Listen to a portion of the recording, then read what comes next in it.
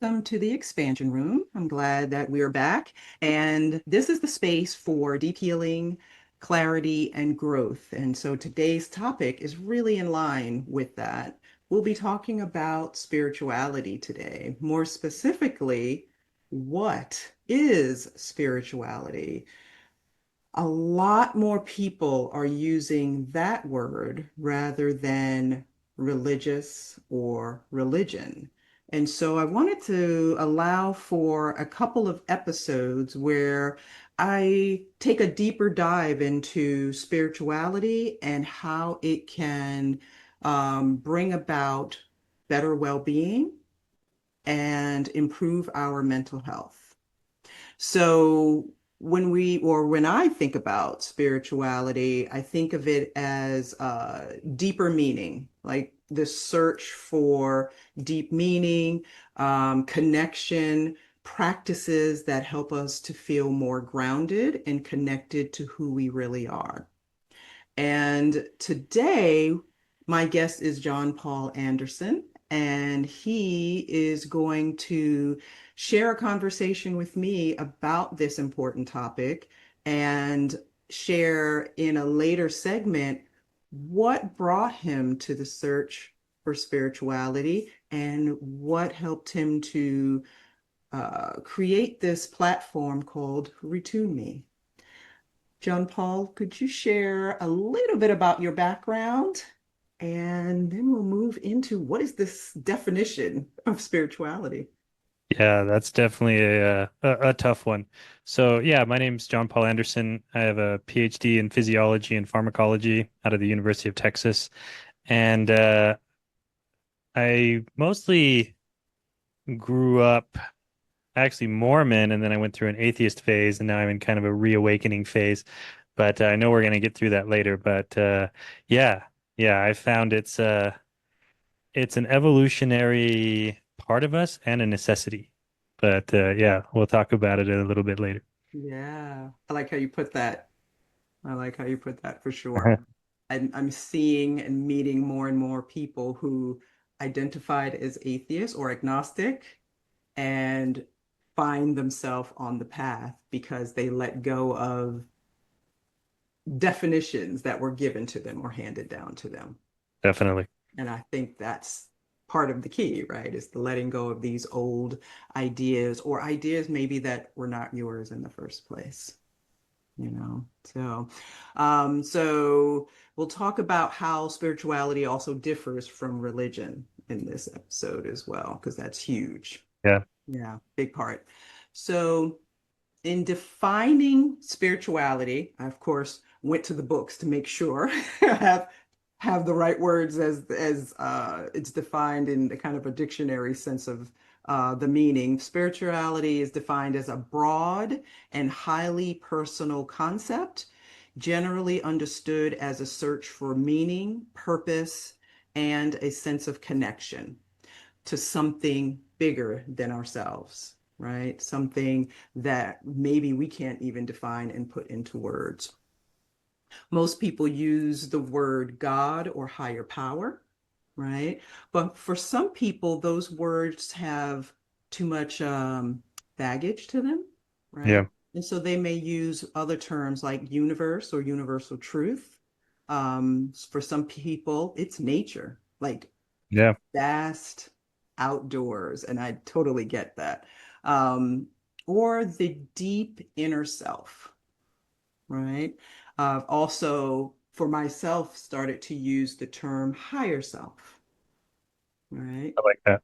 So Yeah. those are all terms that are kind of floating around in the ether.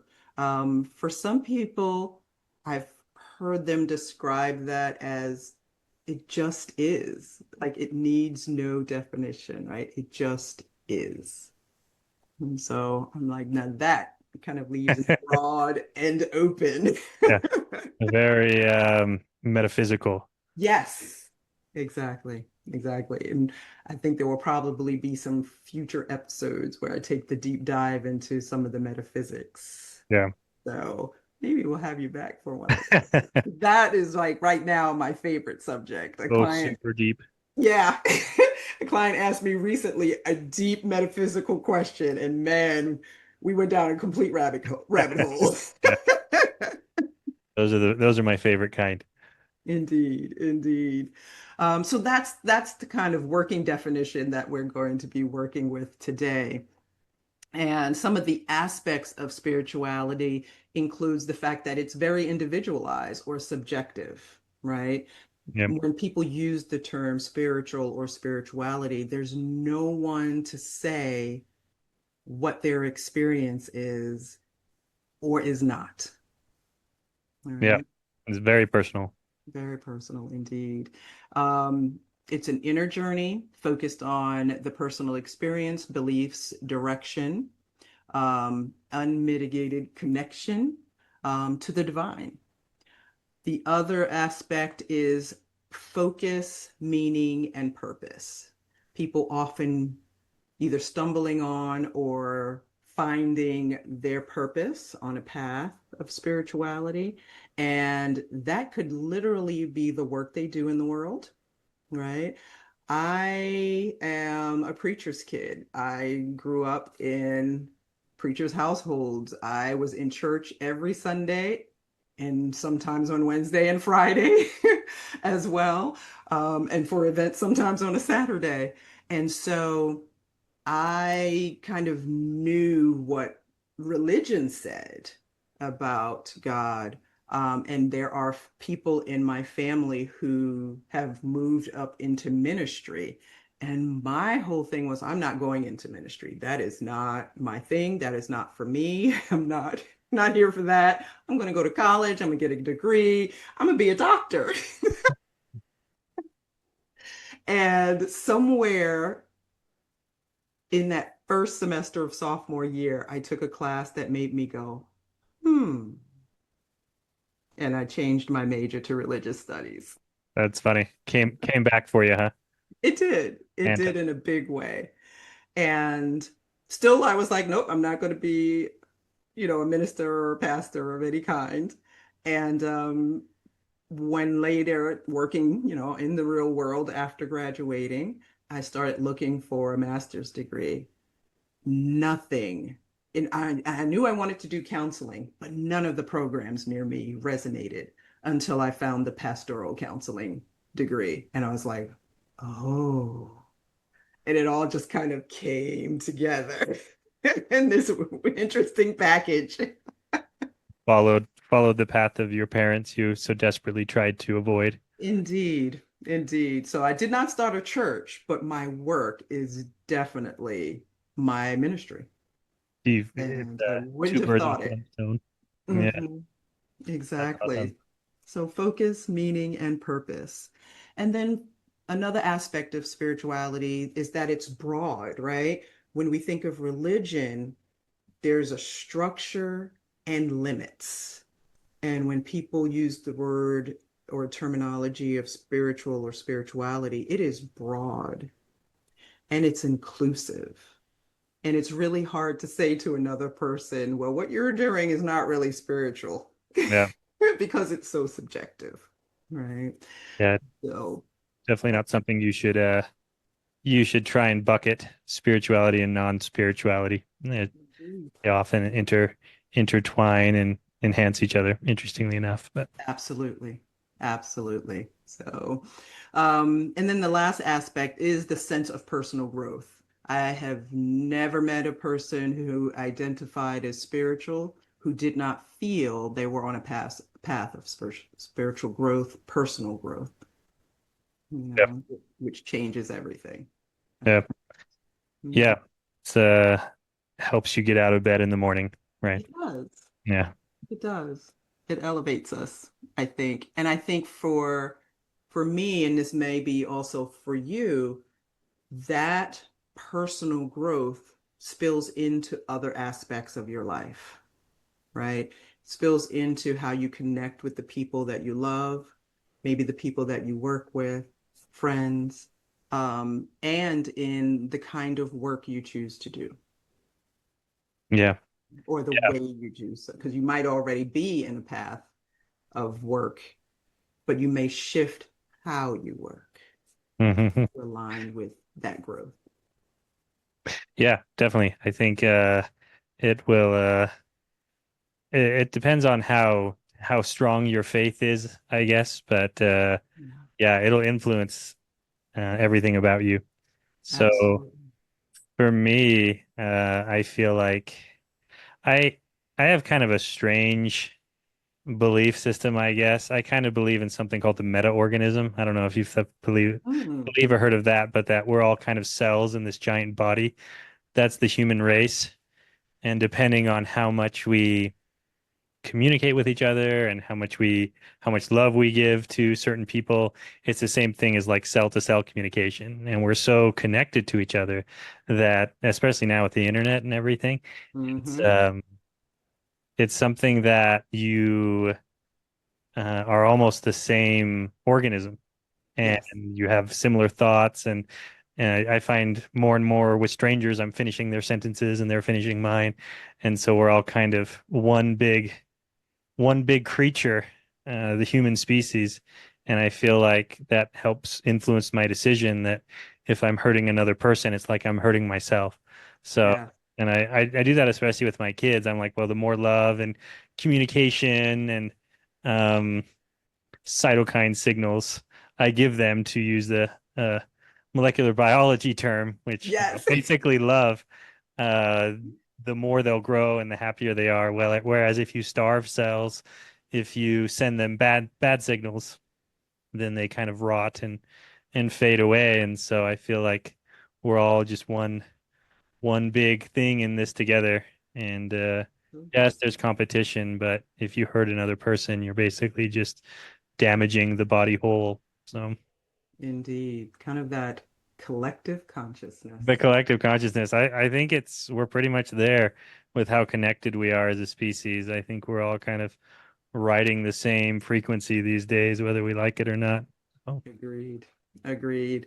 What you were saying about the connection there reminded me of the research. I think it was in Japan with the water and speaking bad words or mean words to the water, kind words, loving words, and the effect that it had on the water. resonated differently. Yeah, yeah. Yeah, yeah. It's There's something one of called my favorites. limbic resonance where you're actually syncing up with a person's like breath and heart rate and everything. And the closer you are, the more you sync up. So Yes. there's definitely auras and things like that. I think Yeah. ancestors felt it, but they didn't know how to explain it, and we're kind of figuring it out the more sensitive our equipment gets. Absolutely. Absolutely. Well, great. Well, we're about to take a break. And so when we come back, we're going to be talking more about what this thing is called spirituality and why people are seeking spirituality more now than religion. So come on back. Great. To the expansion room. And today we are talking about spirituality and what it is and how it can benefit our mental health and overall well-being. And my guest is John Paul Anderson. And in the first segment, we talked a little bit about the definition of spirituality. And I would be remiss to not give the definition of religion before we move forward. So that going back to the dictionary, so to speak, religion is defined as an organized, institutionalized system of beliefs, practices, and traditions. And it provides a structure, a structured framework for understanding the divine and one's place in the world. And what we're finding with more and more people who are seeking spirituality rather than religion these days is that they want to have a more broad experience of the divine and not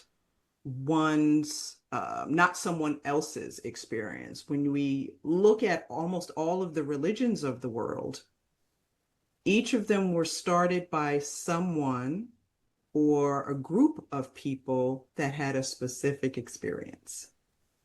right? And then eventually it gets codified and institutionalized and then handed down with what now a lot of people use the word dogma. And so people are trying to let that go and find their own paths. And so what do you think about that, John Paul? Yeah, I think religion is unfortunately a necessary evil, I guess, for lack of a better word. And I feel a lot of people use it in nefarious ways. But Hmm. at the same time, uh, it's kind of what brought us together as a species, I feel. And I feel most countries, cultures, societies benefit a lot from it. So Hmm. even though there's a lot of evil done in the name of religion, there's a lot of necessary good that gets done. There's this book Hmm. called Sapiens that talks a little bit about it, but he talks about the shared myth. I don't want to go into what's true and what's not. That those are his words, not mine. But the Hmm. shared myth is what really brought people together who otherwise would just try and kill each other and take their resources. And so I feel like I didn't feel it as strongly when I was kind of single, but now as a parent, I get it. I get why Yeah. religion exists because it's like, oh, I know that person has the same beliefs as me. They can watch my kids, right? I know Right. I know them whether from church or a gathering or something. And Yep. so it's a necessity. Yeah. And in some ways it's spirituality has to be tied into that because you have to believe in something, I guess, to get together Right. as a community. And so, but a lot of times it's been used for evil and it's unfortunate, but I think, religious people generally they're happier and they have more kids, and so they're always going to outbreed the atheists either way. And so That is true. it's it's a necessary, I don't want to say evil, but it's just a necessary part of being a human, right? Yeah.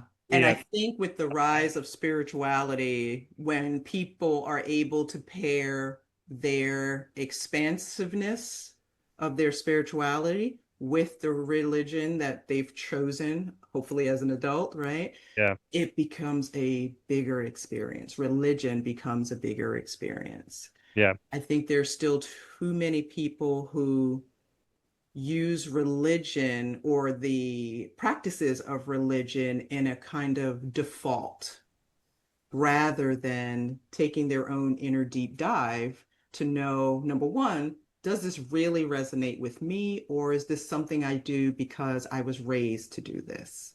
yeah, yeah. That's the thing. It's hard to tell the difference, but Hmm. spirituality works okay on your own, like if you're out in nature or something like that.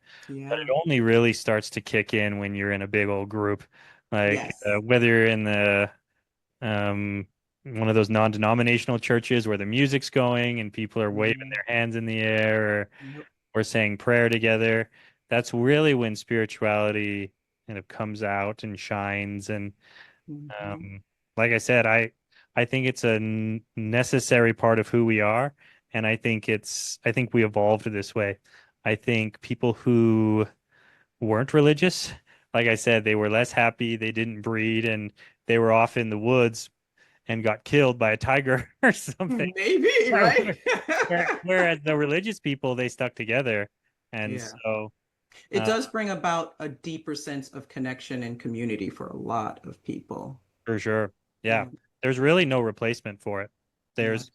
There's secular groups and Freemasons, although Freemasons kind of a religious thing as well. Hmm. Um, but there's really nothing else out there. And so Yes. I feel like in order to feed that spiritual side, you need to have some sort of religion. And it's I've seen people turn to drugs and alcohol and things like that trying to fill it. But even as an agnostic or an atheist or something like that, you need to find something. And it doesn't matter what it is necessarily, as long as it's not evil, but whether it's some kind of nature loving group or because Hmm. it's in us, it's inherent. I think they're going to find the gene for it at some point. I'm not joking. I think it's there. And I know they've done some experiments where they've like shocked the brain a little bit and it shuts Mm-hmm. off your religious side, which is crazy, right? Ooh, You become like more cynical and atheist and stuff like that. Some wow. people attribute DMT, the chemical in your brain. Yeah, Some people take it as ayahuasca and they have this spiritual experience, like yeah, that's the spirit chemical or something yep, like that. But yeah, yeah, like I said, I don't profess to know which religion is true or not, or even if it matters. I think people just need to accept that it's a part of who you are as a person and yeah. find something that you can accept and believe to a certain extent at least and go with it. Otherwise, there's nothing else to fill it and you're missing out on a key part of what it means to be a human. I would agree with that. I know my partner and I have had many conversations over the years about this shift away from organized religion, some of the benefits of that, but also because people are going more to spirituality, but also the downfall of that is that lack of connection, Yeah, the lowering of morals that we're starting to see. The things that we're seeing in the news we never used to see before, like of how people treat one another. no, definitely. And we feel like there's this sense of moving away from religion, therefore also moving away from a moral code that we all used to kind of carry and agree with. Yeah, You know, every time I hear a story of a young person assaulting a senior citizen, I'm like, we never heard of things like that when we were growing up. We were all raised with this idea to respect your elders, right? yeah. No, they Just need. these ways of treating one another seem to be kind of falling away. I agree, and I think with whether it's school shootings or just general violence, Hmm. I do feel like whether it's the Christians or whoever, they're right. Maybe they're right for the wrong reasons, but Hmm. it's that community, if that fades and people start slipping through the cracks, Yeah. um, they become dark and strange and twisted. And Yeah. so, um, unless some secular prophet or something can come along and figure out a way for all the non-believers to unite and not be forgotten, I feel like Yeah. we ignore religion and we ignore spirituality as a society at our peril. I feel like it's responsible for a lot of the rise in mental illness. It's Hmm. it's the cause of a lot of drug use and people becoming outcasts. I think there's a Christian apologist named G.K. Chesterton. I don't know if you've read any of his books, but there's something called the Chesterton fence. And Mm. the analogy is a person walks up to a fence and he's like, "Oh, this fence is in everybody's way. Let's knock it down."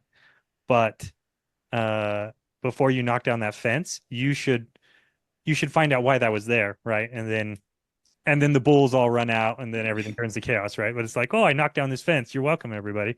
But Right. these things, they evolve, for lack of a better word. I use evolve way too much because I'm a biologist, but over, thousands of years, maybe even tens of thousands, hundreds of thousands of years, these religions as kind of a bulwark to our greater evils. Mm. And if we just throw it all in the trash for the sake of enlightenment, we don't know what's on the other side of that fence, right? We don't know what's going to come rushing through once we tear down all the religions, all spirituality. What if there's nothing else there? Right. Or what if there's evil there? And I think we're actually finding there is evil there, and whether it's the Bible or the Quran, they're warning uh, they're warning us about it. They're like, hey, if you ignore all this stuff, the other side is evil. And I think we're starting to see that, like hopelessness, despair, Hmm. where we're losing what we evolved to be. There we go. Yeah, A sense of our humanity yeah, who we and are. yeah, and the divine that goes with it. Yeah, Yeah, for sure. We're about to take our next break.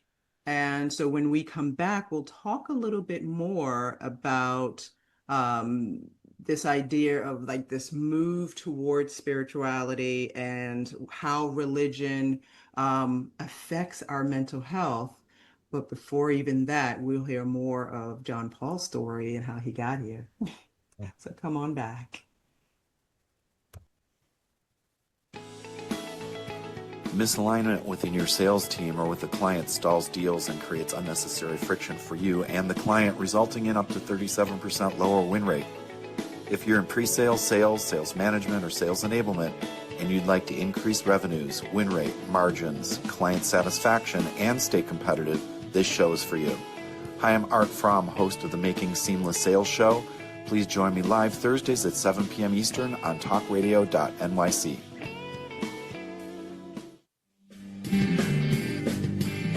Hey everybody, it's Tommy D, the nonprofit sector connector, coming at you from my attic. Each week here on talkradio.nyc, I host the program Philanthropy in Focus. Nonprofits impact us each and every day, and it's my focus to help them amplify their message and tell their story. Listen each week at 10 a.m. Eastern Standard Time until 11 a.m. Eastern Standard Time, right here on talkradio.nyc. Hi, I'm Linda Marcanico. The A Train to Sedona is a memoir about my journey to love and compassion. It's also the name of my new broadcast on Wednesdays at 12 noon. When we are spiritual, we embrace possibilities and ideas, which strengthen our mind, body, spirit, health, and wisdom. On the A Train to Sedona broadcast, I plan to interview guests who embrace these expansive practices. Join us on Wednesdays at 12 noon on Talk Radio New York City. You're listening to Talk Radio NYC at www.talkradio.nyc. Now broadcasting 24 hours a day.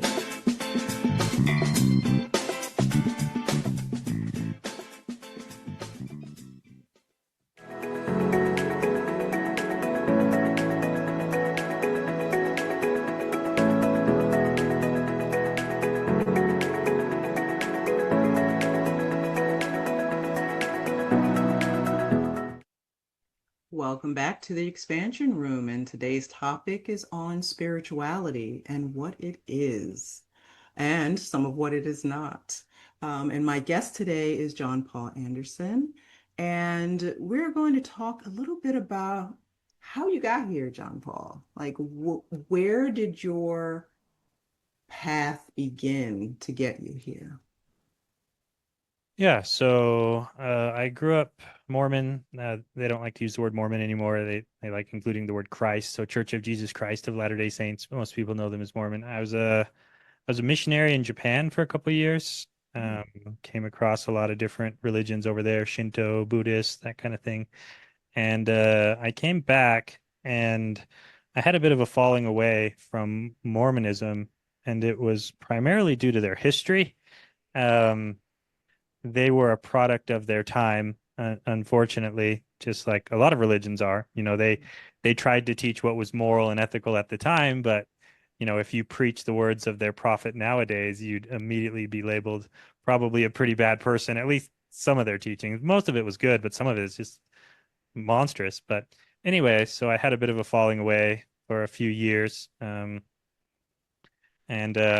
I wouldn't say I despised the religion. I grew up pretty good life because of it, and I was happy and good childhood. But I never really got it. I feel like I never really understood why people were getting these feelings. I thought I was born without the religious gene because everybody was having all these spiritual experiences, and I was like, "Hey, what's going on here? I don't feel the Holy Spirit or none of these things." And so uh, later, I ended up doing a holotropic breathwork practice, Mhm. and that did it. I was like, "Oh, I see." And I like stared into the void, and there was like a godlike creature on the other side, and all this stuff. And I was like, "Oh." For me, it just takes a little bit more to get those spiritual juices flowing.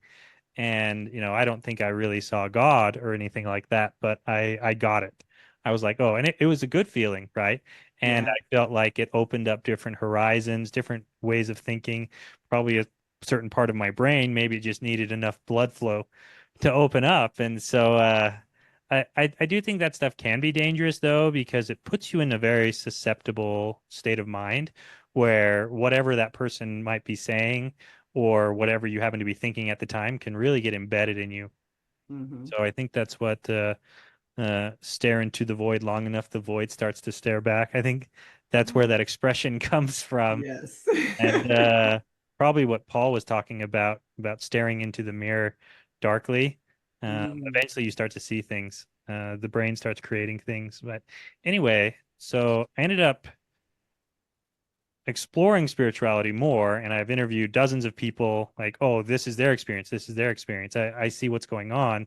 And so, yeah, I created this website called Retune, which is basically it's a combination of two words, ritual and tuning, where you use breath work, meditation, and sound frequencies to kind of open up that part of your brain and become receptive to change and improving yourself.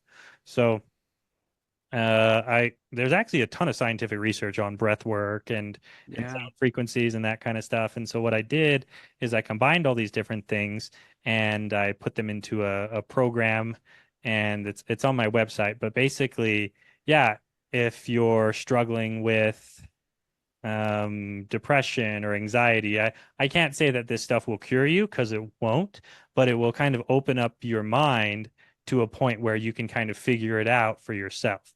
Like the vasculature in your brain, you'll get more blood flow, Yeah. and parts of your brain that would be otherwise blocked, ideally will open up and you can say, oh, aha, like this is what's hurting me. This is what I'm holding on to. And a lot of times you can kind of figure these things out yourself. And that's really the only way Hmm. true healing begins. Talking it out with a person helps, but change comes from within to say a banal phrase. But that's the idea behind it. And it's for religious people, I suppose, but I think it's more for non-religious people and people who maybe like me who didn't have those spiritual experiences and they felt left out and those type of Hmm. things. And so with this, maybe you'll be like me and you'll do this and you're like, oh, I see. I get it. I get it. I, and you'll get that surge, that rush, and you're kind of tapping into something that you can't tap into otherwise.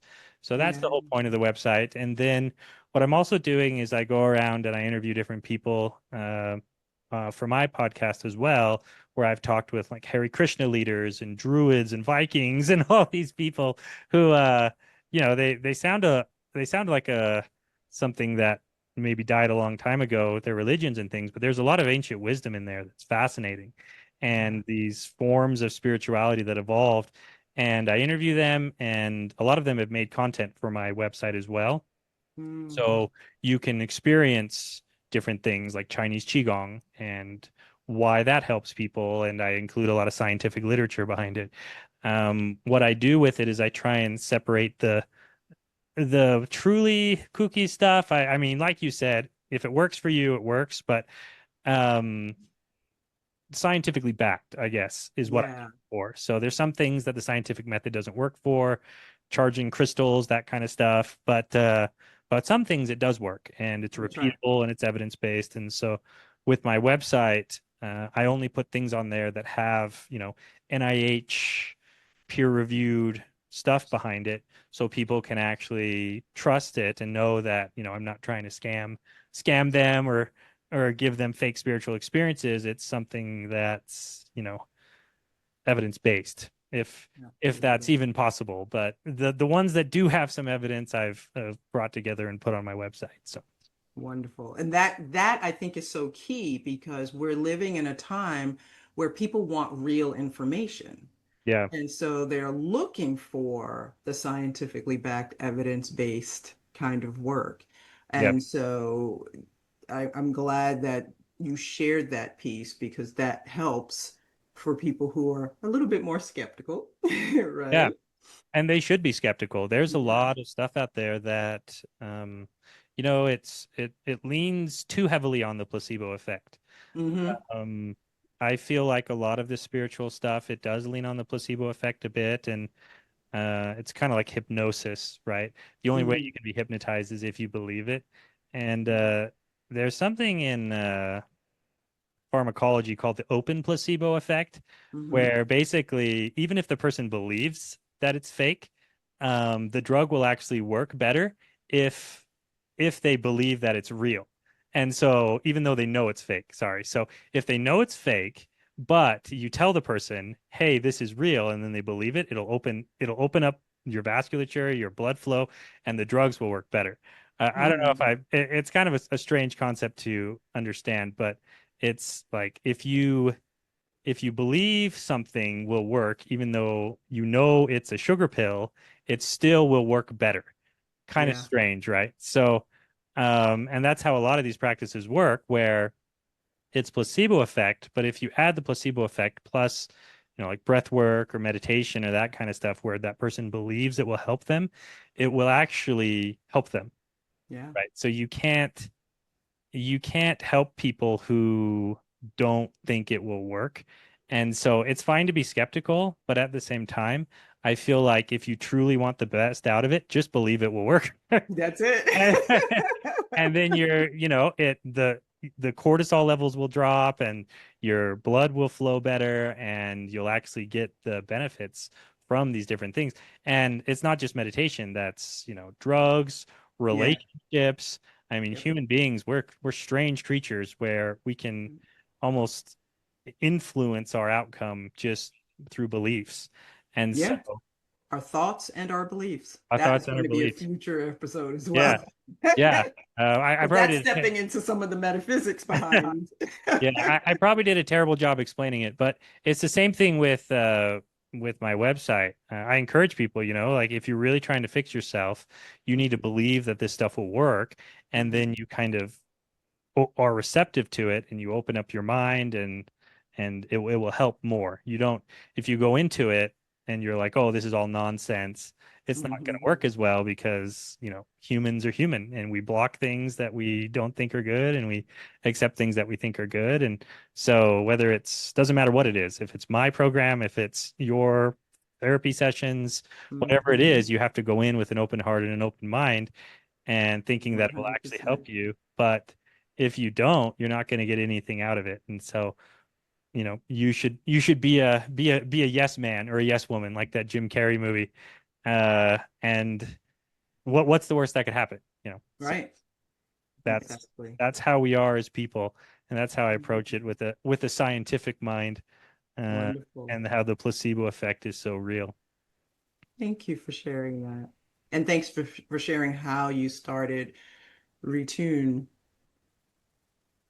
How has your understanding of spirituality evolved since that moment that you had that breathwork practice before the Oh, book break? um, I think being a lot more willing to accept that people's experiences are real, I guess. Mm, Because like when I went through my atheist phase, I was kind of a know-it-all douchebag and was like, "Oh, that's not real. You're just a crazy person." But I feel like I'm kind of past that, and I do acknowledge that people have these experiences and they're extremely personal and they're life-changing to them. And whether they're scientifically provable or not, it doesn't matter. To them, there you go. they Yeah. experience it and it's real, and there's no reason to, dunk on it, to talk like the Gen Zers. It's it's who they are, and it's who we are as people. We need that. We need those spiritual experiences, whether Yeah, they're, scientific or not. So, absolutely. I would wholeheartedly agree. The research has shown that spirituality, even connected to religion or not, helps us to build resilience. It helps us to manage anxiety and reduce stress. It helps us to lift out of depression and helps us to create meaning for our lives in this world. I think it also helps us to not just see the bad or what everybody calls like the craziness of this world, but to also tune into what's good. It's always there, But if we're only focused on the bad, then that's all we see, right? Yeah. But I think spirituality and religion helps us to then say, oh, right, lift your head up a little bit and notice what else is around you, Yeah. and that's one of the, I think, biggest benefits um, to mental health. And what it's funny, I've been a therapist for 22 years. As my client population gets older, right, or I attract older clients, I get more people who are walking down the spiritual path, stepping either back into religion or finding one that resonates with them more. When Yeah. I only saw people who were, say, in their 20s, maybe early 30s, everybody was an atheist, everybody was agnostic, Yeah. Yeah. everybody was leaving their own religion. Right. Even myself, right? I grew up in the Pentecostal faith, but there was a point where I just backed way off because I too didn't have the same kinds of experiences that people in church had. It took me going down the path of yoga philosophy, stepping into taking the deep dive and getting trained as a yoga teacher, yoga therapist, meditation therapist, all the things for me to go, oh, I get what they were saying Yeah. because I could That's funny. see from a different lens what it was all about, Yeah. and so that's the shift. And but we all have to make that trek for Yeah. ourselves. Find out what works for you. That Absolutely, works. absolutely. Everyone's different. So Indeed. So we're about to take our final break. And so when we come back, we're going to tie this all together and talk about some practical ways of bringing spirituality into or back into your life. So come on back and join us. On Frank About Health, we're not just talking healthcare. We're managing disruption and innovation. Over the last 4 years, I've taken you from epilepsy and COVID to mental health, caregiving, and now the front lines of healthcare transformation. Stay tuned for a healthier future as we bring on the innovators, professionals, storytellers, and advocates who show you how to own your healthcare every Thursday at 5 p.m. Eastern Time on talkradio.nyc.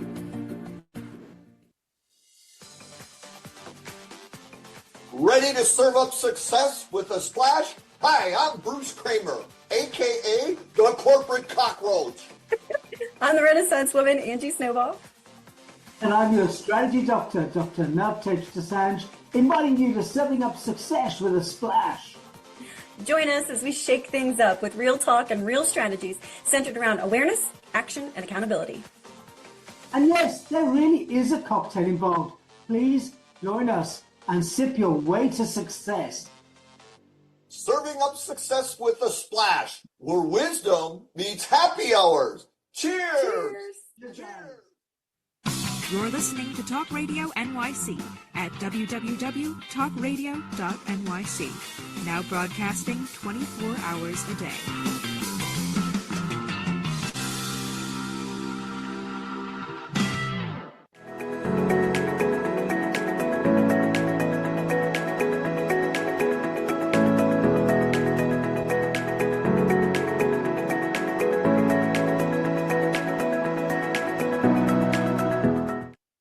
Welcome back to this episode on spirituality, what it is and what it's not. And we've had a really great conversation, John Paul. Thank you. I think we definitely want to tie this together for the audience and discuss like what are ways that people can actively bring a sense of spirituality into their lives and broaden basically their perspectives, right? And so for me, I know like I've already done a couple of episodes around mindfulness practices, including meditation, yoga, breath work. So I'm always advocating for those kinds of practices with my clients. But what are some others that come to your mind? My favorite is nature. I went through a druid phase for a little bit, but Nice. it's the more I learned about it, it's not the less I wanted to do it, the more I realized that it was mostly just a New Age religion. I guess there's no real surviving records of Druidry. It's all Yeah. third-party accounts by the Romans who thought they were child sacrificing monsters. But yeah, at the same time, I feel like getting in touch with nature is probably the quickest and easiest way to do it. Um, go for a walk and in your most beautiful place you can find, and really breathe in the spirits of the forest. You don't have to go full on crazy about it, but there's something about it where you're happier outside. Yes. And most religions back in the day, they worshipped the moon or the sun or the Hmm. trees. And when you're out in nature enough, you kind of see why. You're like, oh, this is where you're happy. And so that would be the easiest way. You could go to my website. That would fix it. It's just but Absolutely. I mean that's a good tool for it. But you Yeah. know, um, there's a book I read called Improv, which talks about masks, and I I'm still struggling the best way to solve this problem, but it talks about how in acting they would wear masks and they would become that person. Hmm. And there's some African tribes and things who Hmm. would attribute so much power to a mask that they would have to hide it, except for the ceremonies, because that mask could bring so much power. The point I'm getting to is sometimes maybe you have to wear a mask at first. So you go to whether it's your local church or something like that, and you can put on the mask of a believer Hmm.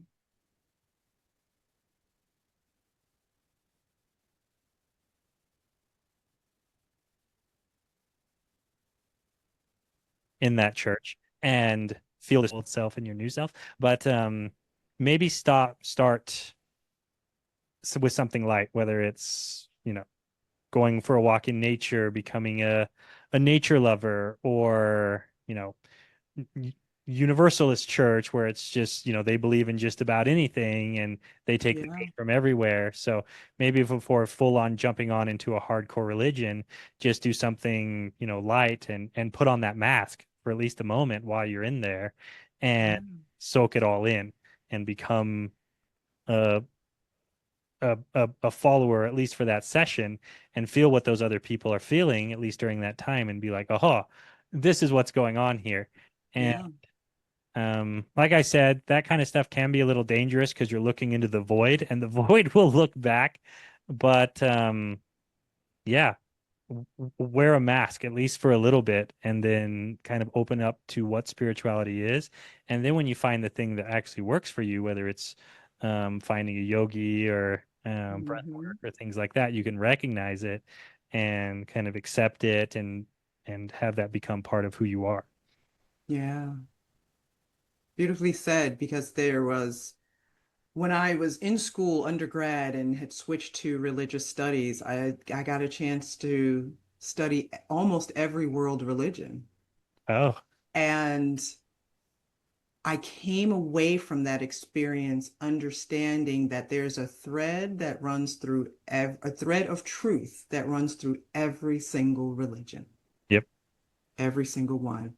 And so there's this saying that I now hear in my adulthood, all paths lead to the same place. And so, yeah, trying out the different religions or different practices to see which one resonates for you is so key. It's so key, you Yeah. know? Yeah. So What? yeah. Oh, go ahead. Yeah, I was gonna say, so yeah, so stepping into like these kinds of spaces to see what works for you, adding meditation or yoga to your life, breath work, prayer. I don't think we talk enough about prayer, but Yeah. prayer is important. Yeah. Yeah. A You lot of know? scientific benefits to prayer, and Yeah, it's kind of akin to meditation. It's kind of a absolutely. similar type thing, and it's something that because we're ritualistic creatures, it's something you have to do regularly. Yeah. to get the benefit from it. Otherwise, just every now and again, it doesn't really do anything. It's like practicing guitar or something. Yeah. Like you practice guitar once a month, nothing's going to happen, but you do it every day, and then you start to see the benefits. So, Absolutely. Absolutely. So those are some of the keys. And then, yes, definitely getting out in nature. There is nothing like, for me, walking in a forest or walking by water. yeah, So the beach is my happy place. But also, as I've grown older, taking a trail in the forest yeah, and without earbuds, without an audio book in my ears, without music in my ears, and just listening to the wind rustling through trees. yeah, yeah. That does it for me. That's where we belong. I Yeah. think being indoors all the time, we've sacrificed mental health for comfort. We really have, and the research bears that out. The Yeah, research has totally borne that out. All the things that I've been reading, the fact that we've all become indoor cats yeah, instead of outdoor cats is really bad. affecting our mental health. Yeah, I did an episode recently on just the benefits of the sun itself, getting out into the sun and taking a good 15-minute, 20-minute walk every morning or in the yeah, evenings, and what it can do for our mental health. So yes, I think that is very key. All yeah. right. I agree. I feel like yeah, we're not getting swarmed by mosquitoes or eaten by lions or freezing to death, but so we have to do our best to get out there and be what we evolved to be in. Absolutely. Because yeah, if you go against nature and what you are as a person, Mother Nature punishes you with depression and sadness until you do what you're supposed to be doing, which is, Mm, being out in nature and doing what Mother Nature wants you to do. Um, you're gonna pay the price for fighting who you are. yeah, yeah. And on that note, spirituality, I think I want to leave it with spirituality is not a rigid path, right? No, It is a flexible resource that enhances our mental health and well-being. And so if we can think about it in those terms and step towards something that resonates for us, we can enhance our own lives. So thank you for joining me for this conversation, John Paul.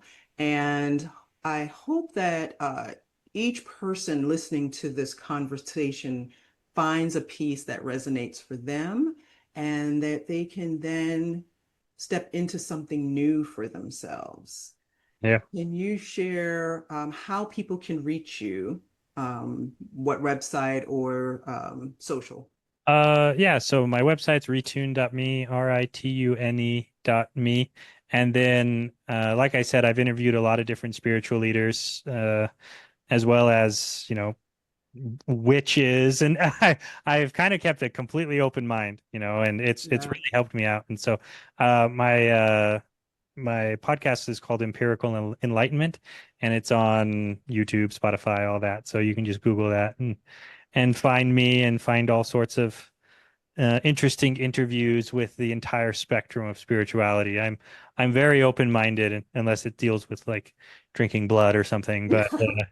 Exactly. But no, most of these groups, they've just been demonized by other religions trying to stop them from stealing their members and converts and stuff. And it's all, I wouldn't say it's all similar, but like you said, it's on the same wavelength. It's Yeah, the same frequency that people are tapping into with just different methods.